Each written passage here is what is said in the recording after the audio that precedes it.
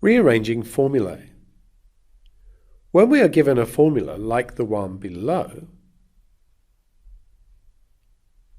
we say that S is the subject of the formula as it is the letter in isolation. We can see the S is over here on the left-hand side of the equal sign all on its own, and the other letters are on the other side. And note there's no S's on this side.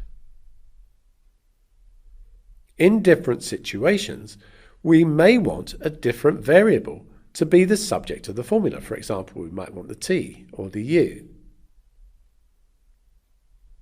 The process of making this happen is called rearranging. You should be familiar with the order of operations when doing arithmetic, often expressed as BIDMAS, although you may have seen something slightly different. And you should know what this means: brackets, indices, division, multiplication, addition, subtraction.